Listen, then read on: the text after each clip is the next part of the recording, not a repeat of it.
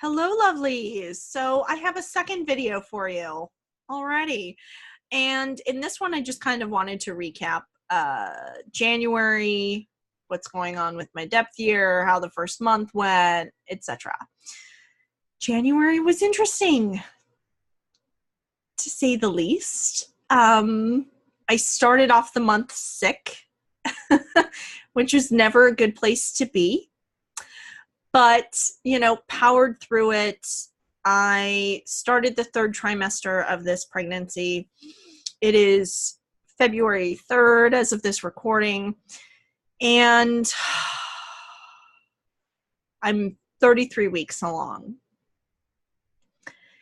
And it's been a month of, taking care of sick kids, taking care of my sick self, trying to get through everything I need to get through with this pregnancy. I'm now down to, I have a doctor's appointment every 2 weeks. It's a lot. For those of you who've been following me any length of time, I also have a full-time day job, actually kind of a little bit of high stress corporate job that I have had for over 10 years now. And it's just a lot of stuff. I've also been revamping my pendulum practitioner course, which was supposed to launch on February 1st and it's gotten sidetracked. There is a lot of information that I want to pour into it. I've already spent over probably about 30 hours on it in January. And am pouring even more time into it now. If you count the, 50 or 60 hours that I spent working on the course, when it first launched, being conservative estimate, maybe about 50. That's really not including any of the additional outside questions and things that kind of occurred that was just like pouring into the content. It's, this course is now 80 hours in the making and there's still more to do. So I'm powering through it as much as I can without killing myself because that's not going to help anybody. But that took up a huge chunk of January for me. And I still have, readings and clients to take care of and, my own personal practice that I'm trying to keep up with. So my depth year has really not been as deep as I've wanted it to be. I know a lot of people in the group are really focused on trimming things out, cutting things back, and I've done that to an extent. I did do a few of the things I set out to do. I was really focused on working with the Ellis Tarot in January, and I did that. I did daily pulls with this deck. I also did a few personal readings with this deck. Just had a really great time with it.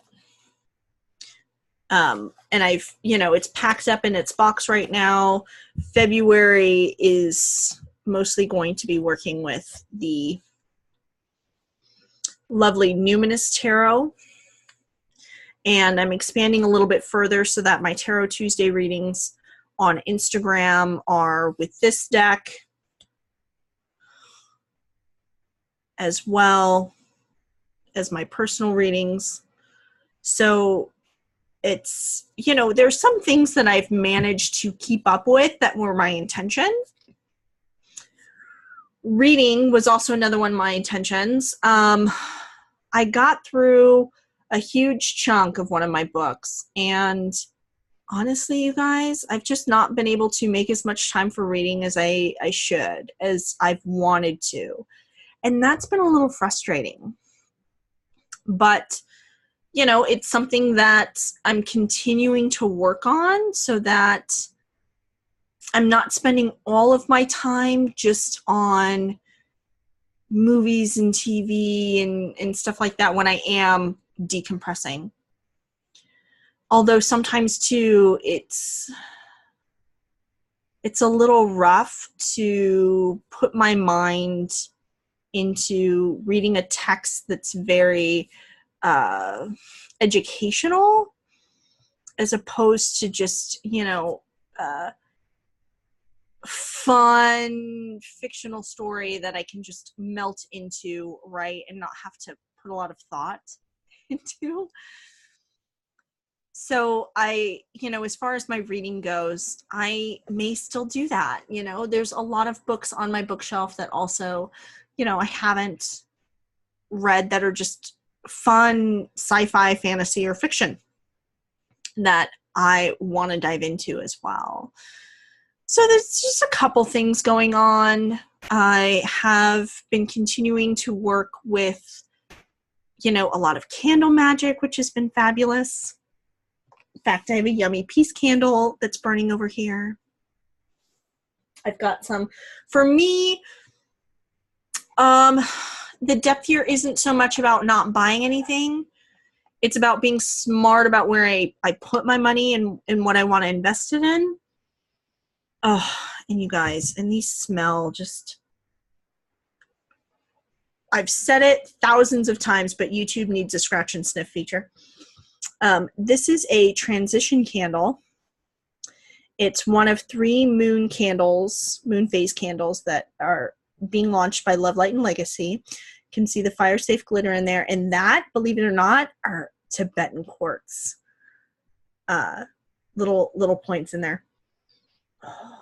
And it smells magnificent. So I bought 2 of these to work with during the transition phases of the moon. And when she comes out with the new moon candle, I'll be buying that one as well. And the full moon candle. So those will be coming out here. And I'm really looking forward to those. Also, I haven't bought any new decks per se. I haven't backed anything on Kickstarter. I haven't, as deck-wise. If you follow me on Instagram, you saw that I backed that yummy tiger plushie that I can't wait to get. That was created by David Pasquale, who did the Arcanist Tarot. So I'm really looking forward to that. But I did pre-buy the second edition. Pre-order the second edition of the Spirit Keepers Tarot. And you're probably like, why the hell did you do that when you clearly have the first edition in your hands? Something else that kind of came up for me in January while doing the depth year, like I said, it's not been so much of me not buying things. I realized that I wanted to be smarter about where I put my money and how I'm supporting our community. So I do want to link a couple things down below. One of them, Jessi Huntenburg, just put on her YouTube channel a really well laid out, very poignant video on money and shadow, specifically as it pertains to our witchy community. And she made some very, very excellent points in it. And then after that, Benebell, who's the creator of the Spirit Keepers Tarot, actually, made a blog post as well, kind of documenting her experience with it. And so really one of the things that was brought up, and this is a theme that is nothing new to our community. It's something that I myself have been planning on doing a video on for a very long time. I've done posts on it. So I have talked about it, but we have a tendency in the spiritual communities in particular, and witchcraft communities, to really devalue creators. I know that it's not intentional in, how we interact with creators and teachers and leaders within our community, but there's a very unhealthy thought pattern going around within our community that, like, for example, paying for tarot readings. A lot of people have very strong opinions about it. And some of those opinions are that all tarot readings should be free. And where that gets damaging is when we approach readers expecting that they use their services, that they use their skills to provide us with a service, because that's what it is. At the end of the day, this is a service, guys. They're using skills that they have spent years and dollars, okay, cultivating, that, you know, we then expect them to just give this over for free with no energy exchange whatsoever. Because at the end of the day, we need to start looking at money as an energy exchange, because we deal with money. In the United States here, money is currency. Okay? Paper money, that's just is. That's what we use to exchange energy.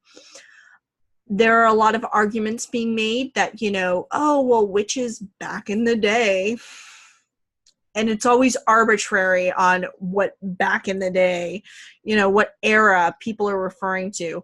But they most commonly refer to, you know, folk healers and folk practitioners who would create tinctures and healing salves and, you know, provide divination work, provide healing work, etc., you know, in rural communities, usually hundreds of years ago,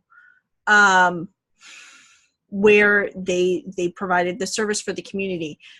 And they're like, they didn't take money for that. Well, that's because money was only used by the wealthy elite in those communities at the time. They were still getting paid. They were just paid in a different type of exchange. Either folks would then provide services to them, you know, the witches that they were soliciting from. So, you know, you get this healing salve in exchange, you know, you provide, you patch their roof. You know, you provide some sort of work in exchange for that service, or you provide other goods, baskets of food. Here, I will give you 2 goats in exchange for, you know, this healing work, you know, type of thing. They were still getting something in exchange for the energy that they put out. They just weren't doing this shit for free, you guys. So that argument falls flat for me.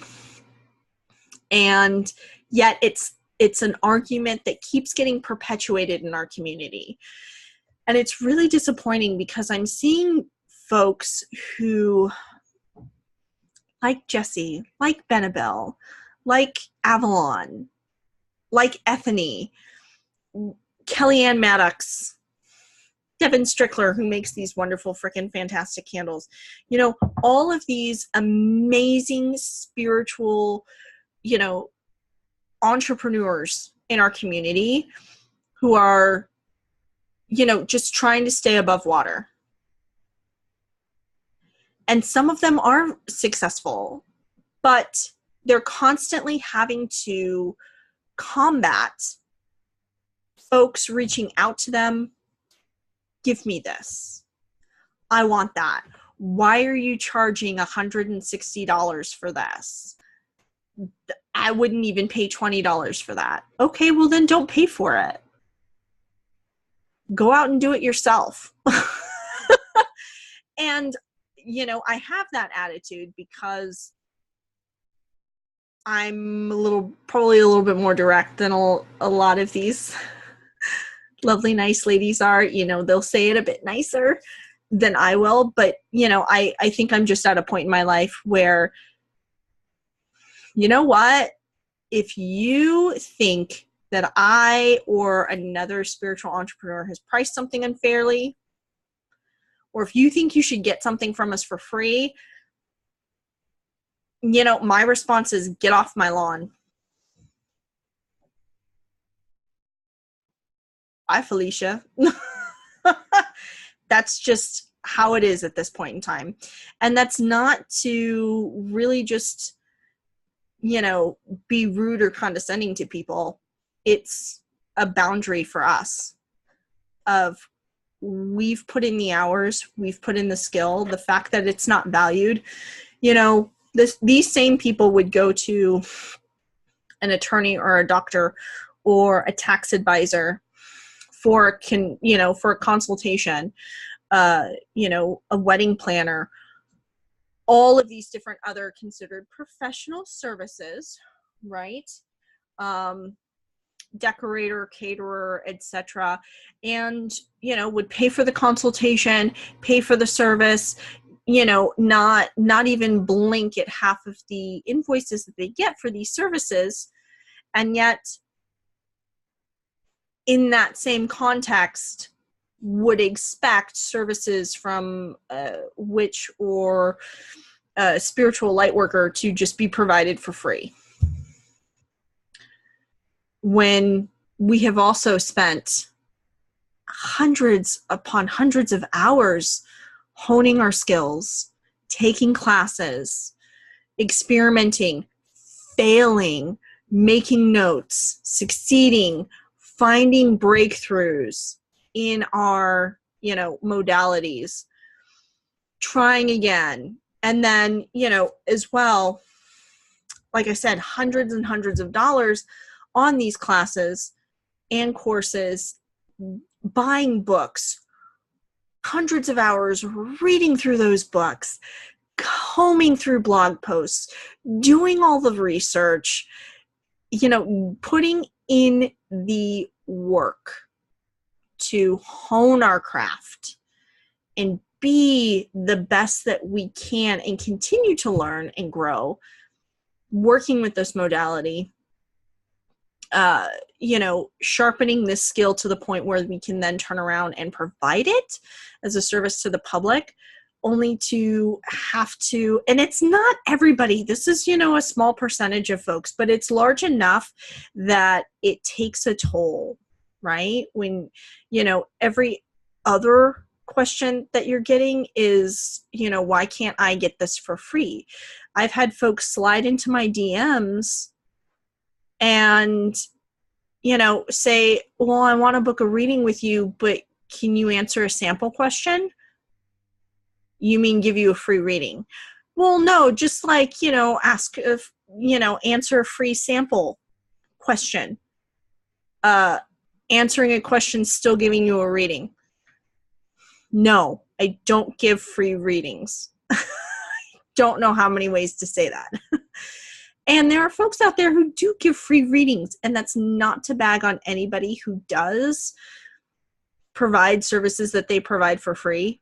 However, I still feel, even if I work with somebody and they're reading for me or providing a service for free, I will either tip them, pay them through PayPal what I can, or do it in exchange. Like, I'll give a reading to somebody in exchange for, one of their yummy, juicy candles. Or I've, traded tarot decks with folks. I have traded pendulum reading services in exchange for, I do exchanges with readers that I love all the time where, I'm like, okay, well, I'll give you this goddess energy reading. And they're like, okay, well, I'm going to give you this, 7 chakra reading. And we're like, good. And we trade off. I still feel like I can't, the exchange isn't complete and fair until we've got both sides changing, that energy. And again, this is just my personal belief. That's how I operate. I also feel an intense need to support the people who have contributed to me. They don't necessarily know that they're contributing to me. But if there are YouTube folks that I watch, I'm constantly thumb upping, putting in comments because those are currency. I'm interacting on their channel because that lets YouTube know that their videos are getting seen, and then allows the algorithm to then show it to more people. If they have Patreon accounts like Avalon, like Jessi, I'm a patron on their Patreon. I pay to those. I subscribe, I guess you could say, to their Patreon accounts because I want to give back to the folks who have taught me so much and have given so much to me. And if I can't do that, like I will purchase readings from them as much as I can. You know, Benebell doesn't have a Patreon, but purchasing her classes, buying her decks, even though she, poor thing, like makes no money off of these, like none. It's supporting her work. It's the least that I can do, right? Buying her books.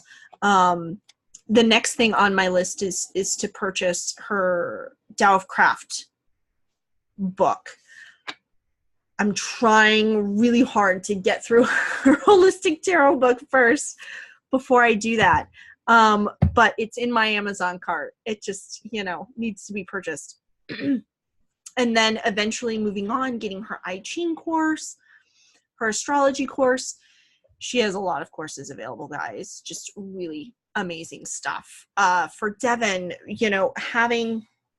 subscribing to her Take Your Moment candle subscription, which, oh my God, you guys, these are so worth it.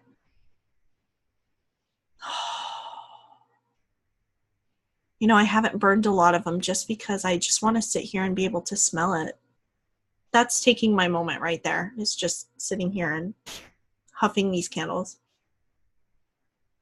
Oh, but subscribing and buying candles from her now instead of throwing more money at Bath and Body Works candles or Yankee Candle. Large corporations that make millions, of dollars each year, money hand over fist, when I can instead support these folks. Mark and Molly, I buy a lot of their story goddesses, but Molly also has a Patreon, and I'm a subscriber on that as well. There's like 4 different people. If you guys are interested in who I subscribe to on Patreon, let me know. I'll throw all that in the description box below or in a comment so you guys know who I'm following. I'm,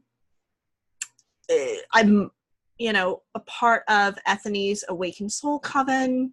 I purchase courses from her Summer Tarot School every year because they're freaking phenomenal and so worth it, you guys. So worth it. But this is how I support our community. And I realized as part of my depth year that that's what I wanted to go deeper with. I have no idea what he's barking at.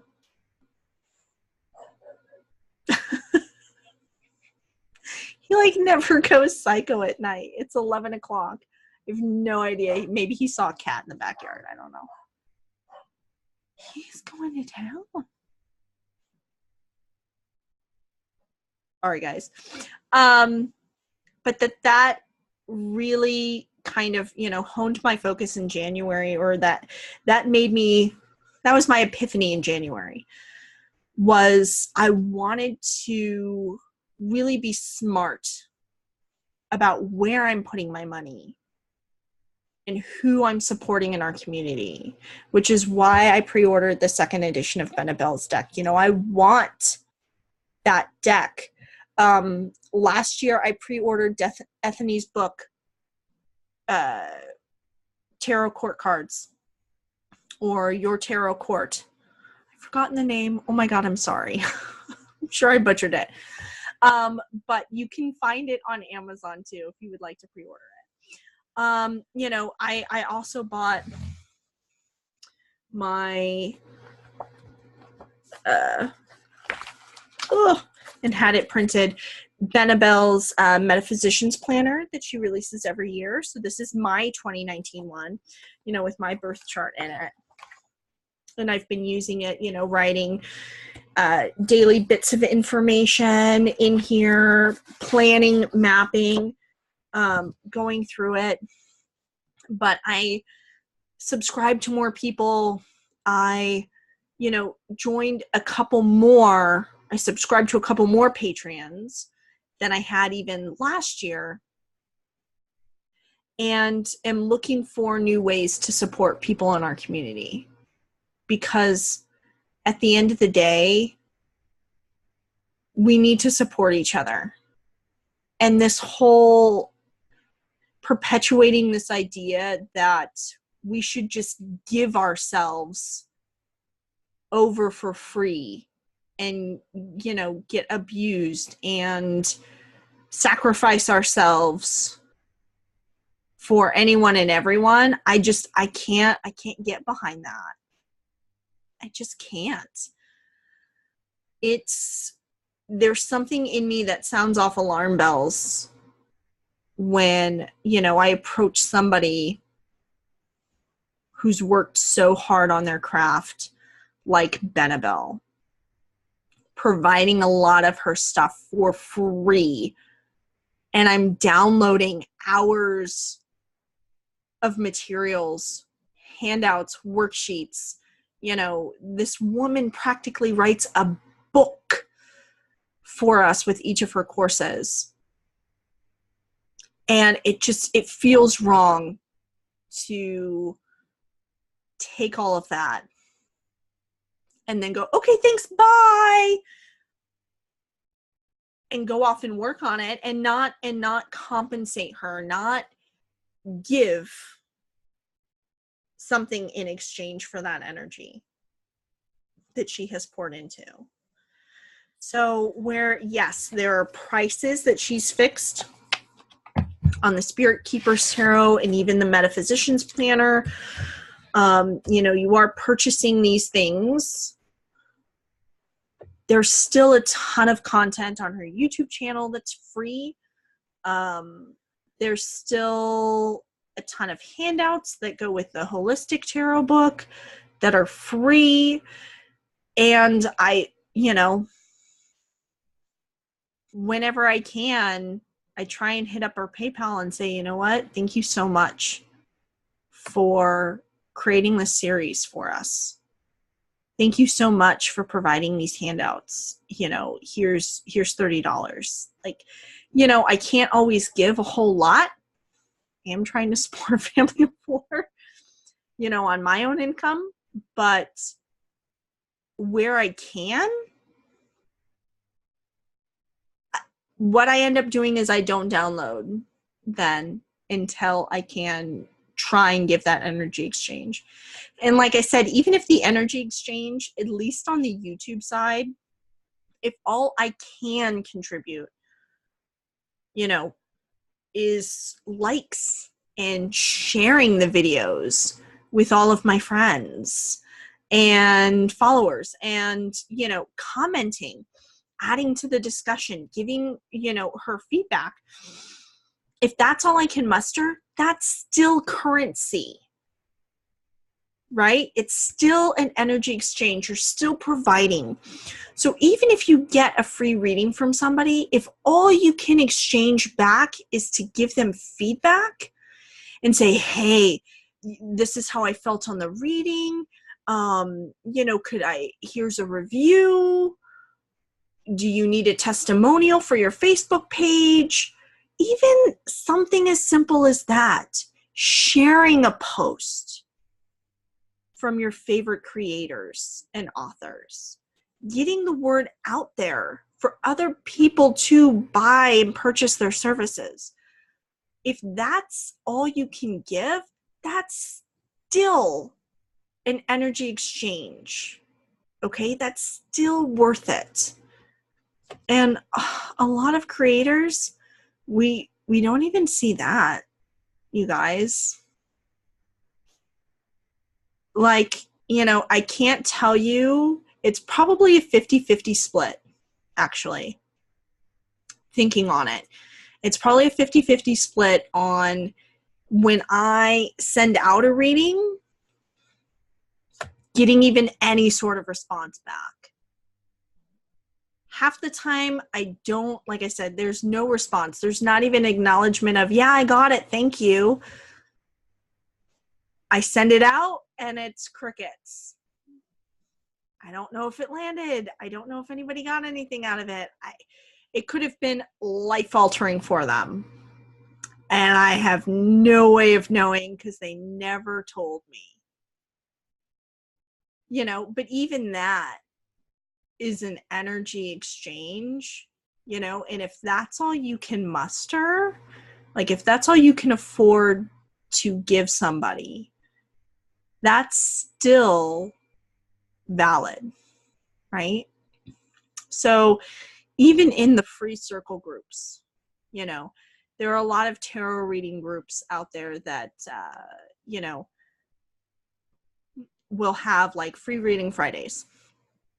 I know in the Tarot Readers Academy, that's a thing. We have free reading Fridays and free reading Wednesdays.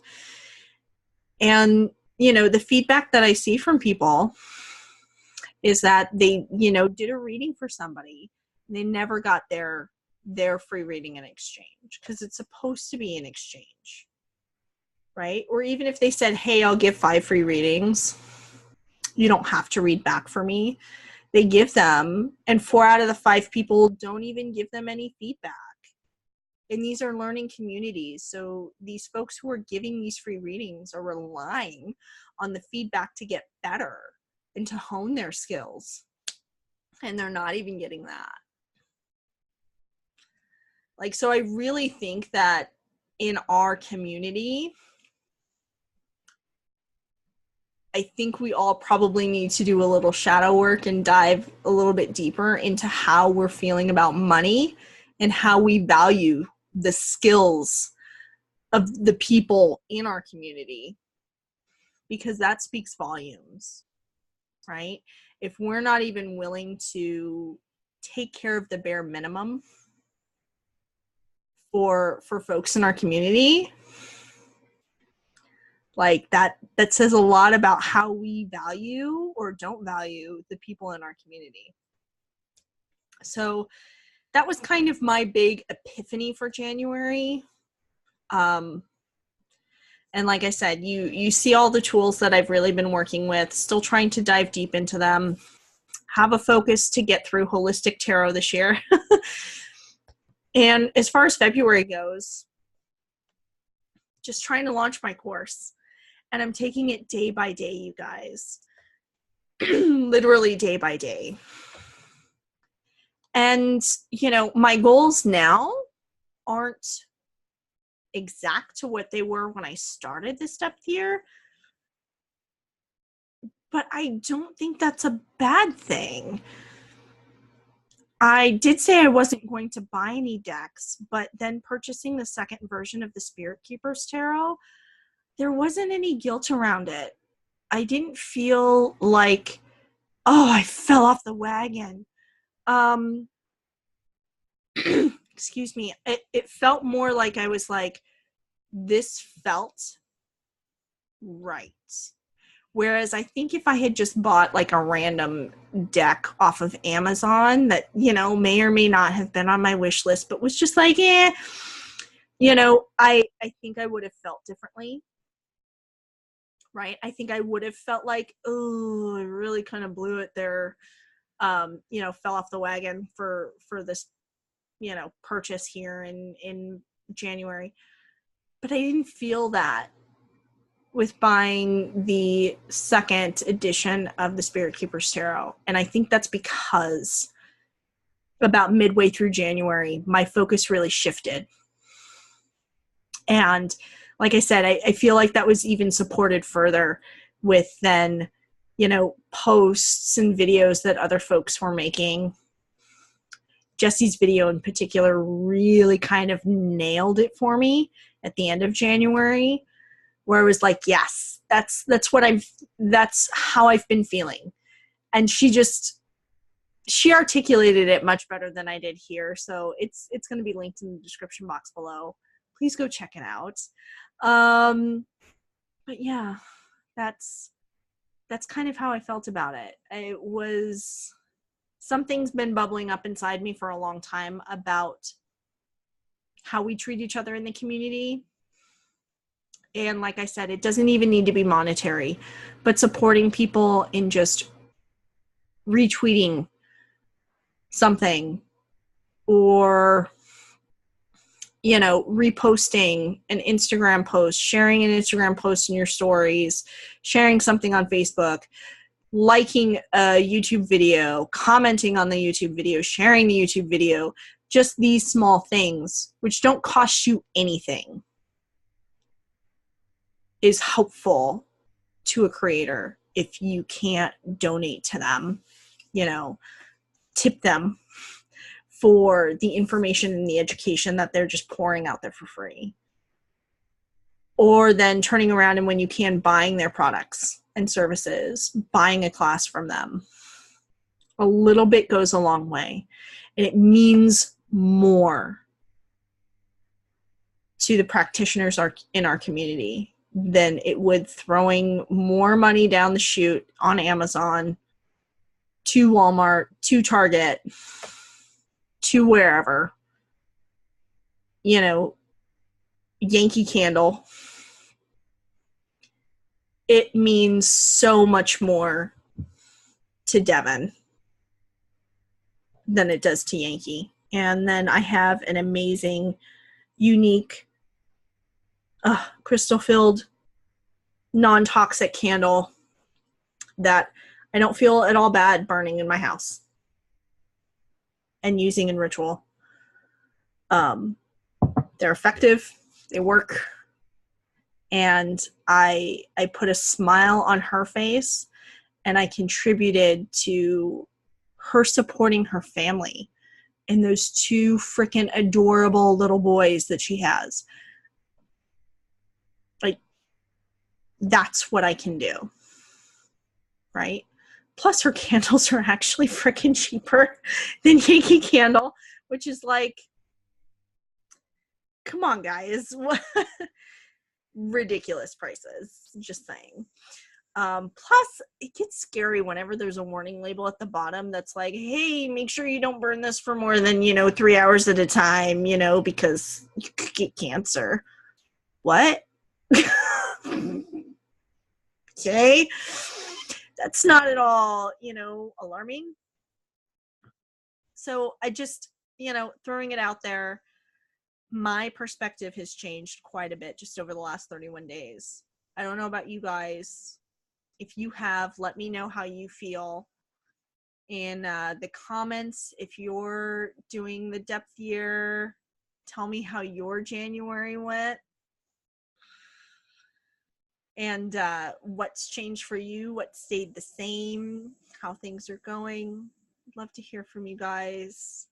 But I think that's it for this recap, because I've already gone on way too long. So I will catch all of you lovelies in the next video. Make sure that you are subscribed so that you don't miss out on future videos. Giving me a thumbs up lets me know that you want to keep seeing these videos. So again, if that's all you can contribute, I will take it. And hopefully I will see you loves in the next video. And until then, blessed be.